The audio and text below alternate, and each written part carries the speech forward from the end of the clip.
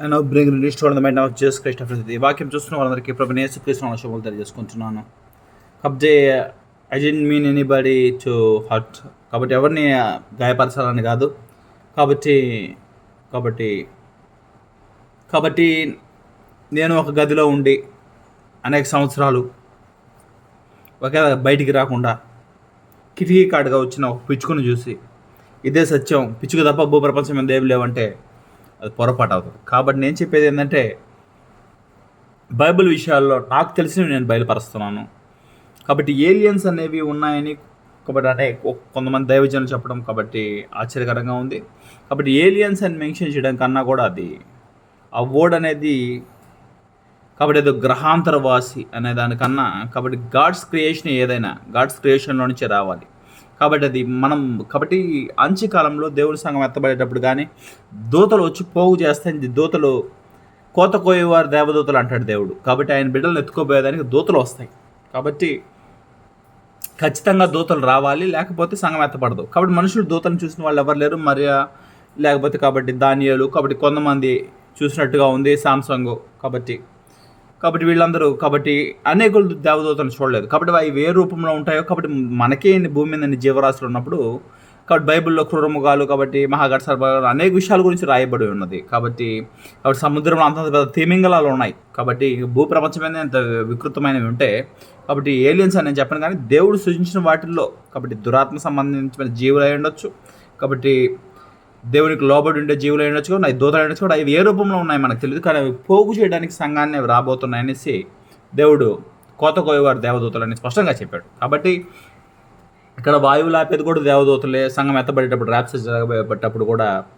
కాబట్టి నేను చెప్పేది ఒకటి.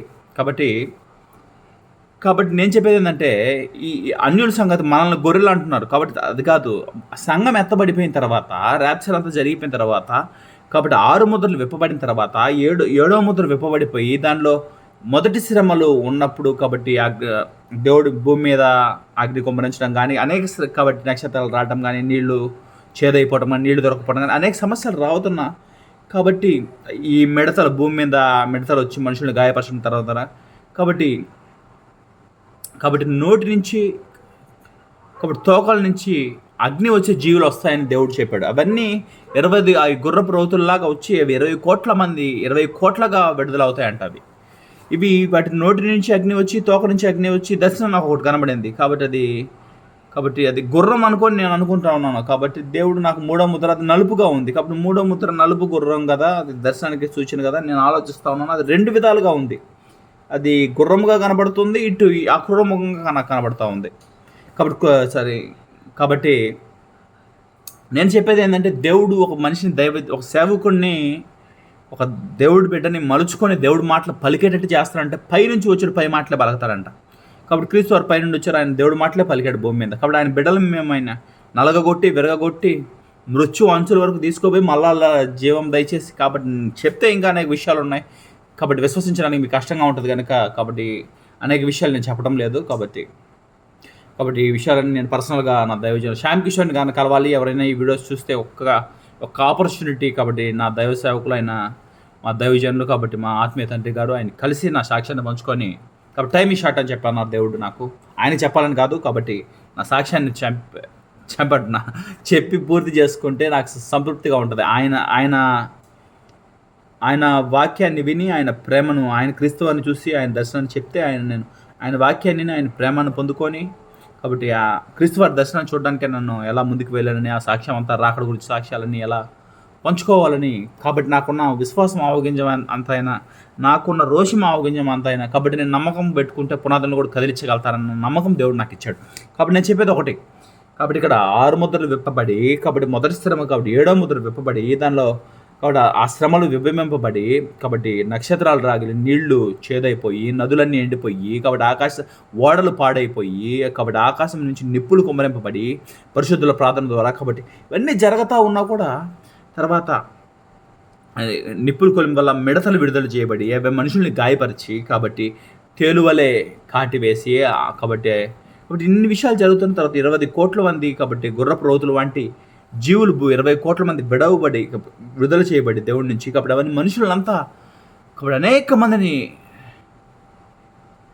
కాబట్టి బాధించడానికి సంహరించడానికి వస్తున్నావు కూడా. కాబట్టి ఈ మనుషులంట కాబట్టి ఆ విగ్రహారాధనను వారు చేసిన కొయ్యి వస్తువులతోనూ ఆ బంగారు ప్రతిమలతోనూ ఆ విగ్రహాలను కాబట్టి వాళ్ళు చేసే ఆచారాన్ని భూమి మీదని ఎంత కాబట్టి మేము చెప్తానే ఉన్నాం. కాబట్టి దేవుడు నన్ను చెప్పమన్నాడు, ర్యాప్చర్ అనేది జరగబోతుంది, ఖచ్చితంగా జరుగుతుంది. ఈ తరంలోనే జరగచ్చు, వచ్చే తరంలో జరగచ్చు, ఖచ్చితంగా ఈ తరంలోనే నేను ఎక్స్పెక్ట్ చేస్తూ ఉన్నాను.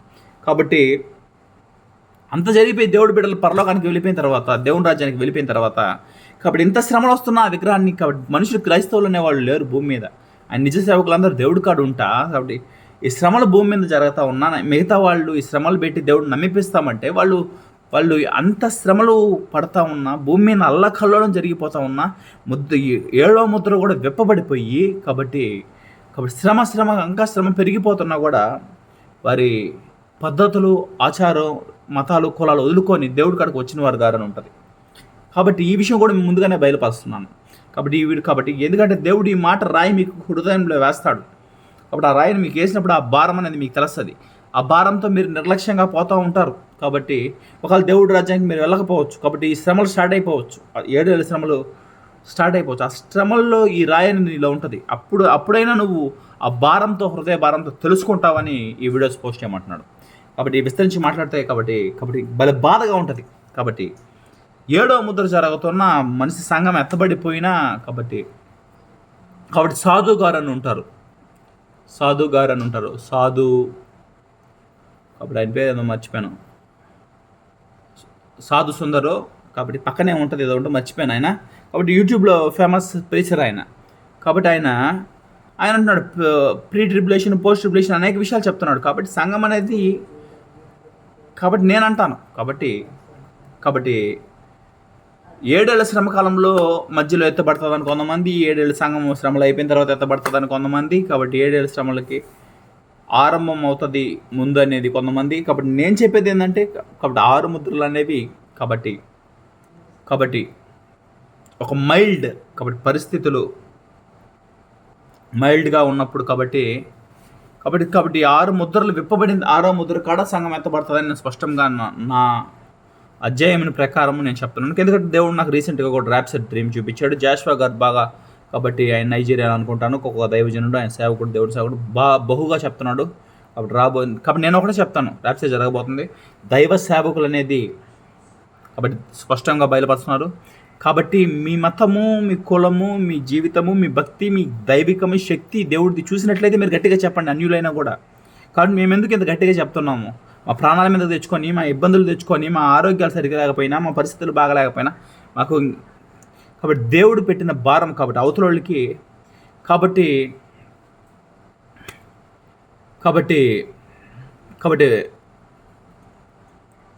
కాబట్టి మనము బాలుడు ఎదిగి వృద్ధాప్యం మంచి స్థితిలో మనం ఆరోగ్యకరంగా ఉండి చనిపోవాలనుకుంటాం. కాబట్టి 100 రోగాలు వచ్చి, క్యాన్సరు ఇవన్నీ వచ్చి, కాబట్టి కిడ్నీ ఫెయిల్యూర్, హార్ట్ ఫెయిల్యూర్ అని చనిపోతే మనకి ఏం ప్రయోజనం ఉండదు, ఆ రోగాలు తట్టుకోలేము. కాబట్టి ఇవన్నీ కష్టంగా ఉంటాయి. అదే రీతిగా దేవుడు క్షేమంగా ఆయన బిడ్డలను ఆయన రాజ్యానికి తీసుకోబోతున్నాడు. కాబట్టి ఇంత విపత్తు జరిగిపోకముందే కాబట్టి మీరు అలర్ట్ అవ్వండి అనేసి ఒక ఇంటిమేషన్ ఇస్తున్నాం. Thanks for watching. All God be with you man.